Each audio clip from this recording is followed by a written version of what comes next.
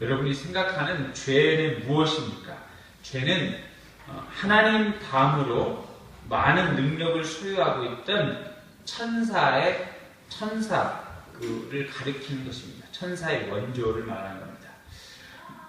이사야 14장 12절에 보면 너 하나님의 아들 계명성이여 어찌 그리 하늘에서 떨어졌으며 너의 열국을 엎은 자여 어찌 그리 땅에 찍혔는고.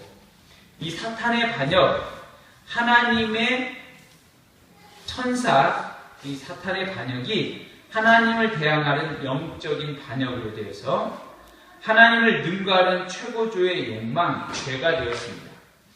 그래서 이사야 14장 13절에 보면 내가 네 마음에 이르기를 네가 하늘로 올라가 하나님의 뭇별 위에 자리를 높이리라. 내가 북극 지폐의 산 위에 있으리라. 사탄의 욕심은 하나님과 맞먹으려는 것입니다. 하나님과 같아지려는 것이 죄라는 겁니다. 이사야 14장 14절에도 가장 높은 구름에 올라가 지극히 높은 이와 같아지리라 하다. 사고의 한계를 인정하지 않는 사람들은 이 네 가지, 그러니까 하나님에 대항하고 하나님의 자리에 높아졌고 하나님에서 떠나진 그 상태를 이해할 수 없는 겁니다. 여러분, 사람들이 하고 있는 게 최고의 가치가 뭐냐면 인간이 신이다라는 게 인간의 최고의 가치예요. 사람들이 그렇게 믿지 않는 사람이 말하잖아요. 그리고 인간이 제일에서 하나님의 자리에 높아지려는 것, 이게 인간의 욕심입니다. 과학기술의 최고는 하나님과 같아지는 거예요. 유비쿼터스. 우리가 밖에서도 안에 있는 것을 조종할 수 있다가 유비쿼터스입니다. 유비쿼터스. 사탄이 하나님과 맞먹으려는 결심, 하나님보다 높아지려는 것.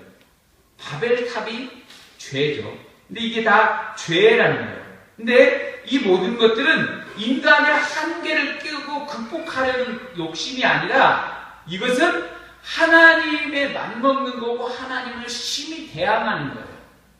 이거 어떻게 보면 인간이 가지고 있는 최고의 가치가 모두 다 죄와 연결된다는 겁니다. 그러므로 사탄의 죄는 모든 죄의 최정상이고 자발적이고 의식적이고 영적인 죄예요. 사탄의 것은 사탄은 유혹에 빠져거나 덫에 걸리는 것이 아니라 자신이 무엇을 분명히 아는지 의식을 가지고 죄를 저질렀습니다. 그 죄가 우리에게 와서 사람에게 그 죄를 그대로 전가시키는 거예요.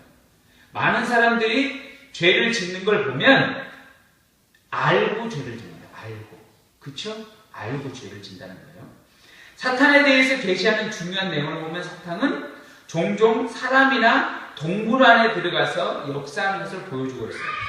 창세기 3장 15절에 보면 사단이 뱀에 들어갔다는 걸 보여주고 있습니다. 그래서 십자가 고연을 말리던 베드로에게 또한 사탄이 베드로에게 들어가서 예수님을 말리는 것, 하지 마세요 라고 한 것이 사탄이라고 했어요. 그래서 마태복음 16, 23절에 보면 베드로로 사탄아 물러가라. 네가 나를 시험에 들게 하는구나. 나를 넘어뜨리는구나 그랬어요. 그렇기 때문에 사탄이라는 것은 이 죄라는 것은 어떤 현상을 지정할 수도 없고 어떤 물체를 말할 수도 없는 겁니다. 이 사탄은 모든 것이에요. 그러면 죄, 구체적으로 성경에서는 죄를 뭐라고 하는가? 성경에서는 허물과 죄 같은 말로 쓰고 있습니다. 허물과 죄. 이것은 허물은 예전에도 제가 에베소서에 말씀드렸던 것 같이 허물은 하지 말아야 할 것을 한 것이라고 했어요. 그러니까 하나님께서 출입 금지구역을 벗어났다. 네가 선악과를 따먹지 말라. 하지 말아야 할 것을 했어요. 그것이 허물입니다. 죄도 같은 말이 약간 다르지만 죄는 해야 할 것을 한 거예요. 하나님의 말씀을 지켜야 하는데 하나님의 말씀을 지키지 못한 것, 그것이 바로 죄인 겁니다. 허물과 죄. 그래서 허물과 죄가 주는 것이 뭐냐면 하나님과 인간이 단절되는 것입니다. 단절된 인간이 하나님과 소통하지 못하게 된 거예요. 오늘 3장 1절에서 7절 같이 내용에 보면 쭉 나오죠. 단절된 인간이 하나님으로부터 단절되어서 살아있으나 영적으로 죽은 자가 되었다라는 겁니다. 이것이 죄예요, 죄. 그러면 이 죄는 성경에서 가르치기에 허물과 죄라고 그랬는데 이것을 약간 넓은 의미로 표현하면 죄는 세상, 마귀, 육체라고 기본적으로 성경에서는 말하고 있답니다. 2절에 보면 로마서에서 보면 그때 너희는 그 가운데 생하여 이 세상 풍조를 따르고 그랬어요. 세상의 풍조를 따르는 것이 죄입니다. 왜냐하면 사단의 것을 그대로 따르기 때문에 죄예요. 또 그리고 마귀의 집, 하나님의 말씀에 순종하지 않는 마귀의 것, 순종하지 않는 불순종으로 따르는 그것들이 죄입니다. 그리고 육체의 본능대로 행하는 것이 또한 죄입니다. 그러므로 가만히 생각해 보니까 인간이 죄에서 해방될 수 있겠습니까? 아니죠.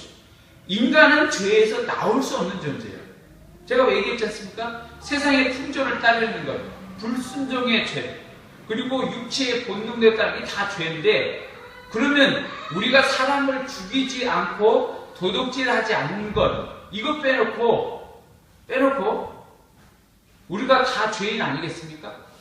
여러분들 다른 사람 죽이지 않죠. 다른 사람 물건 도둑질하지 않죠. 나는 떳떳하다는 거예요. 근데 성경에서 말하고 있는 그 죄는 다 죄인 거예요. 세상 풍조도 따르고 본능을 따르고 불순종하니까 다 죄인 것입니다. 그러므로 성경에서는 사람들이 다 죄 아래에 있다라고 말하는 거예요. 어린아이가 태어나면 어린아이에게 너는 정말 흠없고 티도 없고 맑구나 그렇게 말하지만 실제로 하나님께서 말씀하고 있는 것 뭐냐면 모든 인간은 죄를 범했다라는 거예요. 그리고 죄로부터 태어난 인간은 죄인이에요. 그 자체가. 종으로부터 태어난 자녀는 종인 겁니다. 종으로부터 태어난 자녀는 끊임없이 종인 거예요. 1대, 2대, 3대 같이 나요. 마찬가지예요. 어린아이도 죄인 것입니다. 그러므로 그 죄를 오늘 3가지에 걸쳐서 간단하게 우리가 어떻게 죄 가운데 빠지지 말아야 하는지 3가지만 되게 많은 것이 있지만 나눠보도록 하겠습니다. 죄는 타락한 성품, 부패의 상징인데 그 부패의 상징이 첫 번째가 뭐냐면 하나님의 말씀을 믿지 않는 겁니다. 믿지 않는 것. 사람 가운데 가장 깊은 것에 들어있는 게 뭐냐면 의심이에요. 의심. 사람이 가장 먼저 무너지는 것은 깊은 곳 내면 의심입니다. 그러므로 여러분 가정이 깨어질 때 가장 있는 것은 뭐냐면 의심이에요. 남편이 아내의 말을 믿어주지 않고 아내가 남편의 말을 믿어주지 않는 겁니다. 그렇죠? 사랑한다 그 순간 모든 것이 신뢰로 돌아가는 겁니다. 마찬가지예요. 내가 누구를 믿지 않으면 동역자의 관계가 끊어져 버립니다. 사업 파트너를 할 수가 없어요. 협력 관계가 되지 않는 겁니다. 의심병이 성경의 기원에 나오고 있는데 오늘 말씀 뱀이 하와에게 묻는 창세기 3장 1절 하나님이 참으로 너에게 동산 모든 나무의 열매를 먹지 말라 하시더냐. 그러니까 타락한 성품 육체의 부패의 성질이 뭐냐면 하나님을 믿지 못하게 한다는 겁니다. 신뢰하지 못하게 한다는 거예요. 정말로 먹지 말라 하려고 그랬더니 갑자기 의심병이 바이러스처럼 하와에게 쏙 들어가 버렸어요. 이 의식병의 최후에는 마지막은 사단의 역사는 초능력적인 인간적인 힘의 초자연적 어떻게 할 수가 없어요. 바이러스를 우리가 닦는다고 물리칠 수 있습니까? 아니요. 순식간에 들어와 버려요. 사단의 의심이라는 게 그것입니다. 육신의 생각은 하나님과 불편한 관계의 정도가 아니라 이것은 치유될 수가 없는 게 아니라 육신의 생각을 하나님과 원수라고 바울은 말했습니다. 로마서 8장 7절에 육신의 생각은 하나님과 원수가 되나니 이는 하나님에 굴복하지 아니할 뿐 아니라 할 수도 없습니다. 부패의 상징, 이 의심은 하나님과 원수라는 것입니다. 원수. 하나님을 향한 의심은 마치 두 개 틈이 생기는 것 같아요. 두 개 틈이 생기는 순간 점점점 두 개 터져서 무너져 내리는 겁니다. 하나님께 받은 모든 믿음들이 의심이 생기고 불순종하는 그 순간 두 개 터져버려요. 구원이 날아가져 버릴 수도 있다는 겁니다. 하나님을 향해 의심을 풀면 가장 먼저 하나님을 향한 비방에 대해서 귀가 떠지는 거예요. 그러니까 잘 보면 안 믿는 사람들의 제일 처음에 들어가는 것이 뭐냐면 의심병이에요.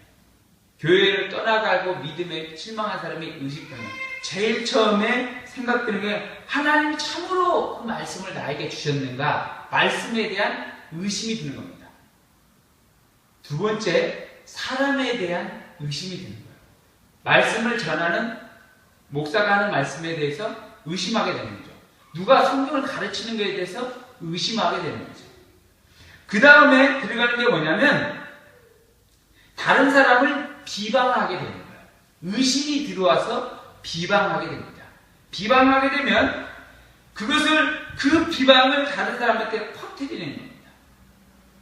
그게 바로 계속 믿지 않은 의심이 주는 그 공통적인 뿌리는 세 가지로 가는 겁니다. 자, 인간의 지식과 가장 깊은 내면에 하나님을 의심하는 그것은 사단이 우리에게 처음에 싹을 뿌려내었어요. 그러므로 오늘날 우리가 예수 그리스도를 믿지 않는 것을 성경에서는 죄라고 그랬어요. 요한복음 16장 9절에 죄에 대하여라 함은 그들이 나를 믿지 아니하니요. 하나님의 말씀이신 그리스도를 믿지 않은 것이 성경에서 죄라고 표현하고 있다는 겁니다. 이 의심은 세상의 어떤 것으로도 치유가 불가능해요. 의심이 무엇으로 치유됩니까? 안 되죠.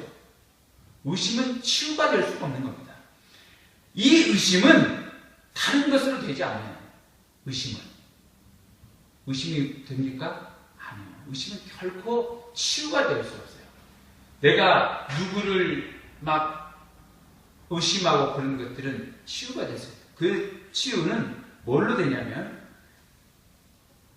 로마서 4장 20절 22절에 보면 믿음이 없어 하나님의 약속을 의심하지 않고 믿음으로 견고해져서 하나님께 영광을 돌리며 약속하신 그것을 또한 능히 믿어 이루실 줄 확신하였으니 그러므로 이것이 그에게 의로 여겨졌느니라.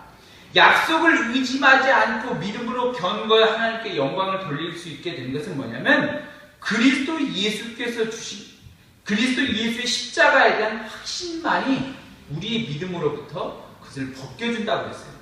우리 그리스도 예수에 대한 확실한 믿음, 그리스도 예수에 대한 믿음이 회복되면 다른 것에 대한 의심이 사라지는 겁니다.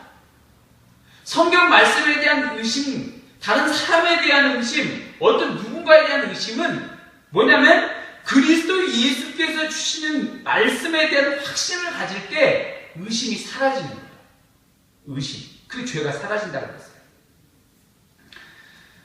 찬송가 488장을 지은 영국의 에드워드 모트라는 사람이 있어요. 그 사람은 물건을 만드는 사람이었는데 그 마음 가운데는 불평과 원망, 열등의식으로 가득 자라고 있었습니다. 그 삶에 전혀 의미가 없고 소망이 없습니다. 그러다가 어느 날 그가 배회하다가 예배당의 설교 소리를 듣고 한번 들어가 왔는데 뭐라고 했냐면 요한복음 3장에 뭐라고 했냐면 거듭나는 도리에 대해서 설교했는데 뭐라고 했냐면 나도 거듭날 수 있겠는가 이 생각을 한 거예요. 그 말씀을 순간 하나님께서 나에게 하시면 나의 열등의심과 불평과 원망이 거듭날 수 있겠구나라는 그런 믿음이 든다는 거예요. 그래서 그때 성령께서 자기 마음을 강하게 치시더래. 나한테. 그러니까 내 마음 가운데 들려진 성령의 마음 가운데 회개가 되었습니다. 그래서 그가 이후부터는 어떻게 변하기 시작했냐면, 그가 끊임없이 자기에게 주신 열등의식, 자기 집이 자기가 끊임없이 뭘 만들어내는 거였어요. 다른 사람이 편하게 펜대 굴리는 거였지만 자기는 뭐 물건을 만드는 사람이었어요. 그러니까 그 전에 자기가 망치하는 거하고 정을 드는 거지, 이 망치가 이제는 하나님을 찬양하는 소리로 들려졌대요. 웃기지 않습니까? 하루아침에 변해버렸어요. 그가 정을 들고 물건을 대었을 때는 자기가 꼭 하나님께서 주신 것에 뭔가 집중하고 있다는 그런 느낌이 들었답니다. 그래서 내 눈동자에는 이전에는 힘이가 없는데 망치를 딱 두드리고 할 때 내가 하나님이 주신 말씀에 내가 정확히 맞추고 있구나, 이런 생각을 하게 됐대요.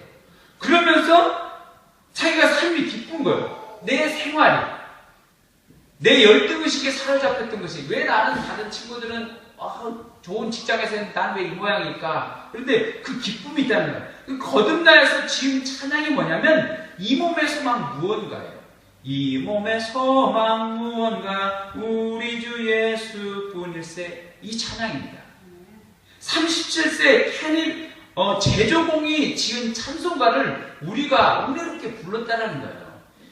하나님께서 주신 죄인, 하나님을 거부한 죄, 의심의 죄, 사단에 우리 뿌려놓은 의심의 죄를 우리가 그리스도 예수에 대한 확신을 가지고 우리가 회개하고 그 말씀 앞에 거듭내서 나갈 때 우리는 그리스도 예수의 소망을 발견해야 되었다는 겁니다. 여러분들 가운데 하나님을 의심하는 죄가 있습니까? 어떤 죄?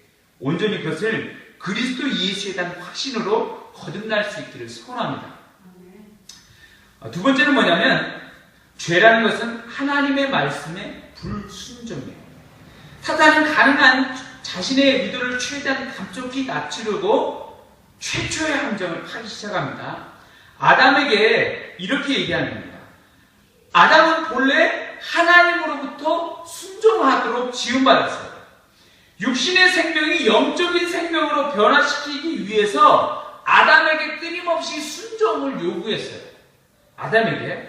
순종은 그의 인격적인 지, 정, 의 모든 것을 통하여서 순종과 불순종 사이에 그 모든 것들을, 불순종을 몰아내고 하나님의 말씀만 택하게 하는 겁니다. 사탄은 이런 순종의 선택에다가 덫을 넣는 거예요. 너는 이제 하나님을 택하지 말고 나를 택하라, 이러는 겁니다.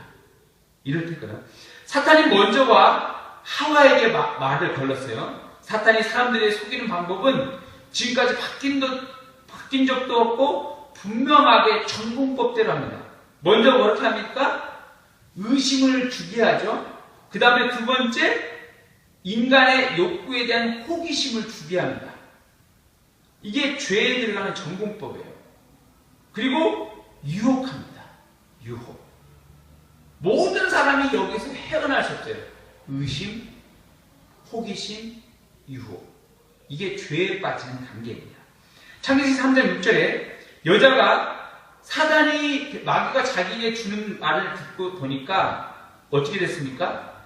먹음직도 하고 보암직도 하고 지혜롭게 할 만큼 탐스럽기도 한 나무인지라. 아담과 하와가 먹는 날에는 정령 죽으리라는 말씀, 불순종에 까먹어 버렸어요. 우리가 그래서 사람들이 먹음직, 보암직, 지혜롭게 한 탐스럽기도 할 만큼 하루아침에 하나님께서 주신 선악과가 그렇게도 맛있게 보이는 거예요. 죄가 들어오는 순간, 불순종의 죄가 들어오는 순간 맛있게 보인다는 거예요. 그쵸?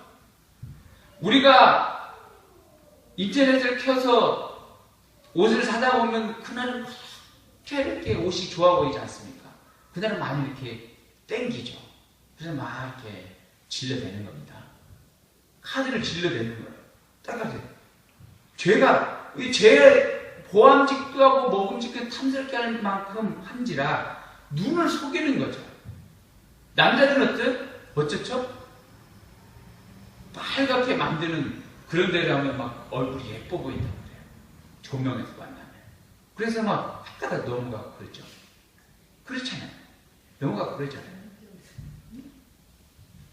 우리 끊임없이 사람들은 그렇다라는 겁니다. 사람들은 유혹해버려요. 사탄이 그래요. 불순종. 자, 하와에 대한 기록에서 바울은 사탄이 그녀를 속였다고 했어요. 이 말은 그녀가 자신이 무엇을 하고 있는지 이해가 없었다는 거예요. 그러나 아담의 경우에는 속은 것이 아니라 불순종했다라고 나오고 있습니다.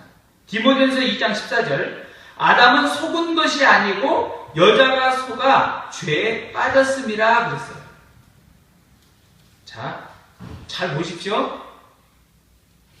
아담이 속은 것이 아니고 여자가 속아 죄에 빠졌음이라 그랬어요. 그러면 뭐라는 거예요? 결과적으로 아담은 알고 죄를 지었다라는 겁니다. 무슨 말인지 이해가 갔죠? 아담과 하와에게 했는데 맨 처음 선악과를 먹은 것은 하와예요. 하와는 속아서 그냥 넘어간 거예요. 그냥 죄에 빠져버렸지만 아담은 알고 죄에 빠졌다라는 겁니다. 그러니까 큰 죄는 누가 졌냐면 아담이 기본적으로 죄가 있다는 거예요. 어떤 사람은 하와가 선악과를 먹어서 여자 잘못 나와서 남자가 인생 패망한다. 그건 전혀 잘못된 말이에요. 왜냐하면 하나님께서 아담을 지으시고 그 다음에 하와를 지으셨는데 아담이 끊임없이 하나님께서 말씀하셨어요. 너 선악과 따먹지 마. 먹는 날 너 죽어. 그랬어요. 물론 하와에게도 있겠지만 하와는 속은 것이라고 했어요. 아담은 내가 이걸 따먹는 순간 불순종이라는 것을 알면서도 빠졌다는 거예요. 그게 무서운 죄라는 것입니다.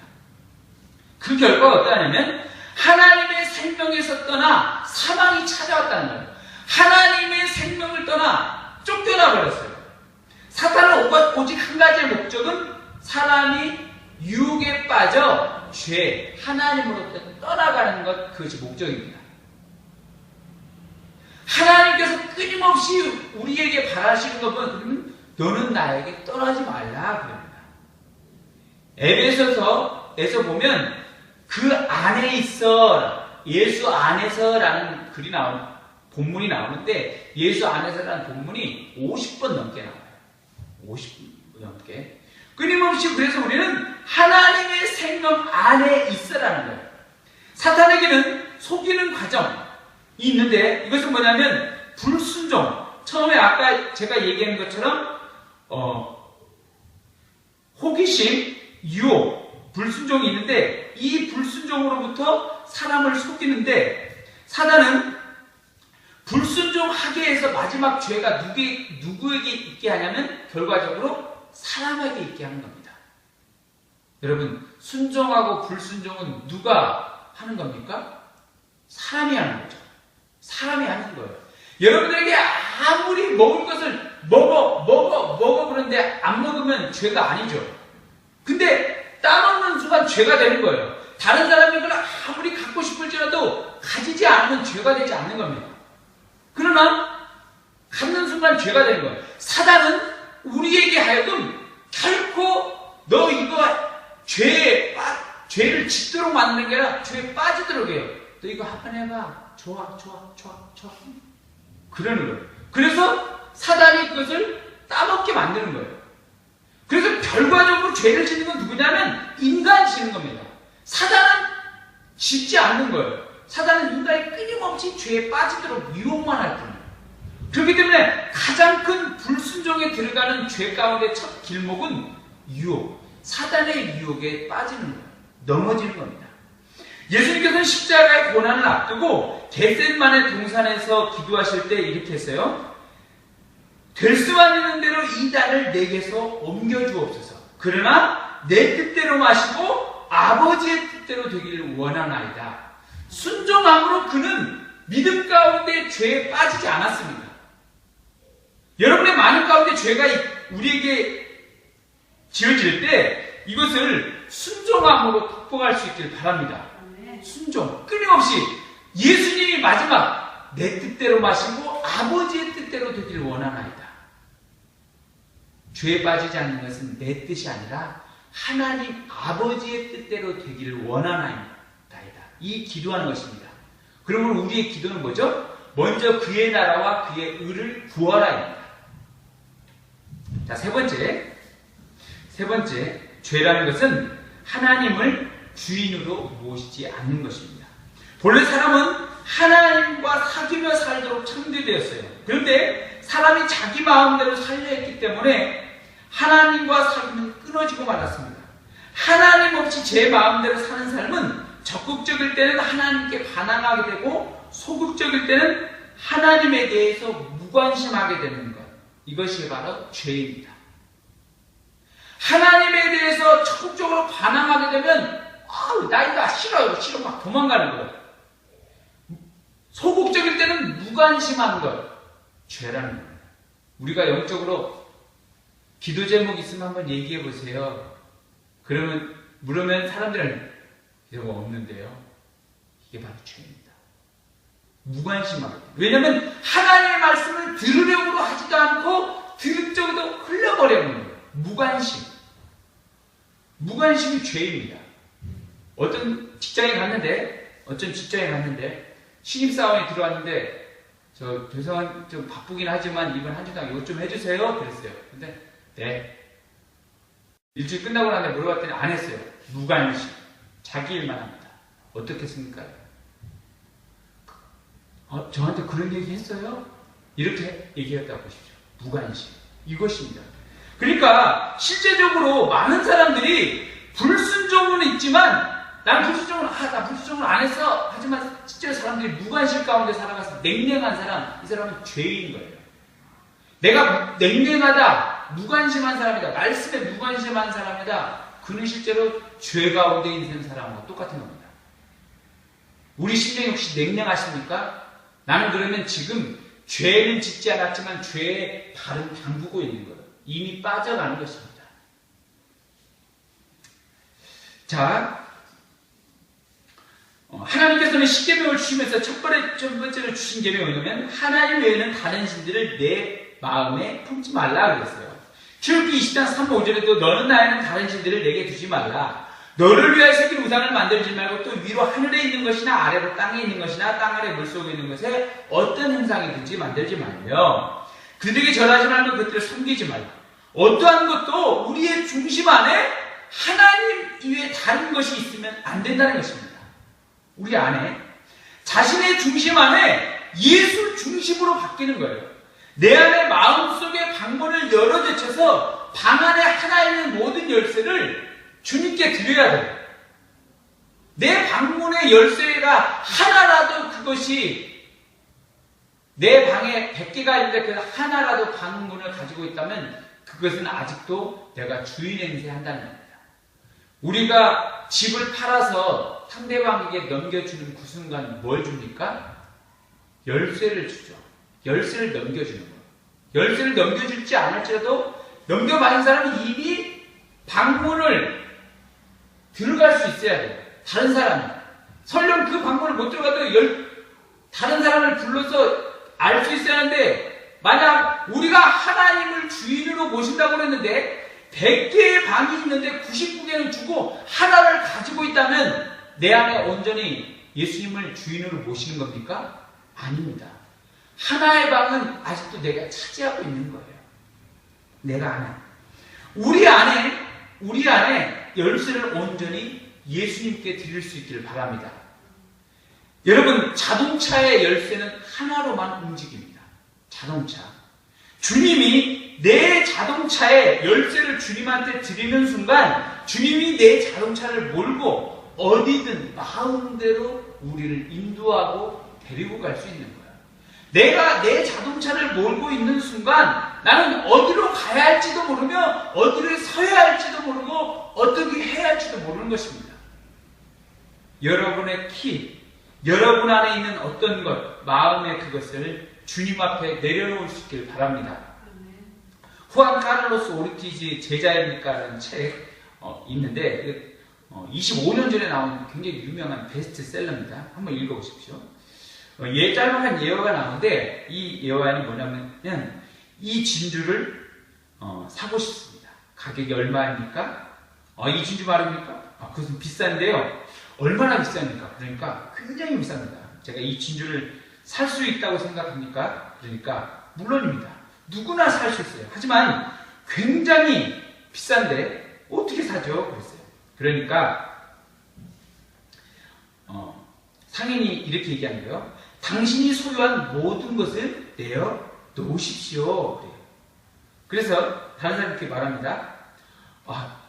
좋아요. 내가 사겠습니다. 하고 내려놔요. 그러면 무엇을 가지고 있는지 한번 나에게 줘보세요. 그 말대로 한번 쳐볼 테니까. 그러니까 $10,000가 있다는 겁니다. $10,000. 그게 가진 전부입니까? 물어요. 그러니까 $10,000가 전부예요. 이게 가진 이게 전부예요. 그러니까 다시 한번 물어보는 거예요. 당신이 이 $10,000가 전부예요? 그러니까 집에 보니까 집이 있네요. 우리 집에 있나? 집이 있어요. 집에 가보니까 차도 있군요. 차도 있어요. 집에 다른 보아도 있는데요. 그러는 거예요. 근데 가만히 생각해 보니까 다른 건 다 있는데 내 자신이 또 있는 거예요. 내 자신도. 그러니까 이 사람이 상인이 얘기하는 게 뭐냐면 다른 건 다 필요 없고 당신만 내려놓으면 이 보석을 드리겠습니다. 이 보석을. 이 예어가 뭐냐면 제자라고 생각하는 많은 사람들이 물건을 드리는 것에 예수님의 제자가 되라고 많은 사람들이 생각합니다. 어떤 것, 나의 물건, 어떤 것을 헌신, 그것을 제자라고 생각한다는 거예요. 그러나 여기서 주는 예화의 그 포인트는 뭐냐면 많은 사람들은 물건을 드리지만 자신은 드리지 않는다는 겁니다. 그러므로 제자가 되지 않는다는 것입니다. 우리 안에 우리가 예수 그리스도를 중심으로 주인으로 모시지 않는 것이 성경에서는 죄라고 말씀했듯이 우리 자신을 온전히 그리스도 예수로 충만하게 채울 수 있기를 바랍니다. 그것이야말로 하나님께 원하시는 겁니다. 하나님께서 여러분을 원하는 거예요. 하나님께서 여러분께 원하시는 것은 물질도 되고 헌신되고 다른 것도 될 수도 있지만 궁극적인 것은 여러분 자신입니다. 어떤 것을 내려놓을 수 있기를 소원합니다. 어떤 것을. 제 동기 목사가, 친구 목사가 이번 주에 다녀갔습니다. 이번 주에 다녀갔는데 광주에서 개척을 했습니다. 개척을 했는데 지금 한 4년 됐는데 어렵게 시작했는데 자기 집 전셋집을 통째로 빼가지고 이 개척에서 이렇게 했어요. 그리고 잘 데가 없어서 우리로 말하면 잠옷실에서 그냥 살림을 펴놓고 잤습니다. 그러니까 집에서 식구들이 왔는데 누나가 보니까 참 어이가 없는 거예요. 한다고 그러고 척에서 자는 거예요. 찬바람 나오고 쌩쌩한데 추운 데서. 그러니까 언니가 좀 잘 살아요. 누나가 잘 살으니까 아파트 전세비를 줬어요. 거기 살아라. 그래서 둘이 열심히 했습니다. 둘이 열심히 하니까 사람들이 꽤 왔어요. 와가지고 이제 좀 자리를 했으면 지금 한 50명 정도 됐으니까 자리를 됐어요. 그래서 교회도 잘 서가고 집사님, 권사님들까지 다 있고 주위 다른 데서 와서 잘 있는데 하나님께서 얼마 전에 하다가 선교사 일을 자기들이 이제 이렇게 해서 파송하는 그게 모임이 있는데 그래서 파송하려다가 선교사를 파송하려는데 선교사가 파송한 사람이 1년 끝나고 들어오는 거예요. 그럼 도대체 누구를 보내야 하는가? 이 고민이 들었는데 다른 그 교회 집사님 한 명이 목사님이 한번 가보세요 그랬대요. 근데 그 음성이 성령의 음성으로 들렸답니다. 그래서 나는 그 음성이 막 떠나가지 않대요. 자기 귀 속에서. 그래서 오랫동안 기도했답니다. 한 석 달 넘게. 왜냐하면 자기 자신이 자기 전 재산을 내 교회에다 내놓고 교회를 개척한 거예요. 근데 어렵게 지금 교회도 안정이 되어서 성도도 한 50명 되고 그래 잘 됐는데 선교사로 가면 이걸 내려놔야 한다는 거예요. 그것도 베트남 선교사예요. 그런데 자기 자신이 그 말씀을 듣고 하나님을 온전히 의지하고 예수 그리스도께 나의 주인이 당신이시군요. 이 마음을 고백하는 순간 나도 선교사로 가겠습니다. 내가 예수님 앞에 종이라고 생각하는 순간 나는 내가 주인이 아니라 당신이 예수님이 나의 주인이시군요 라는 걸 고백했다는 겁니다. 그래서 그 친구 목사는 이번에 교회 자기가 이룬 개척교회를 사임했습니다. 5년쯤 넘겨주고 그리고 베트남 선교사를 자원해서 2월 달에 들어간다는 겁니다. 여러분 저도 그 얘기를 들을 때 나는 정말 아주 부족한 목사구나. 내 주인을 예수님으로 모시는데 내 사회의 욕심과 내 세상의 안락함을 언제나 추구하려고 하지만 그는 모든 걸 내려놨구나 생각이 들었습니다. 여러분은 얼마나 우리의 삶 가운데 예수님을 주인으로 모십니까? 예수님을 주인으로 모시지 않는 모든 우리 인간의 욕심은 죄인 것입니다. 죄란 무엇인가? 그리스도 예수를 주인으로 모시지 않는 모든 것입니다.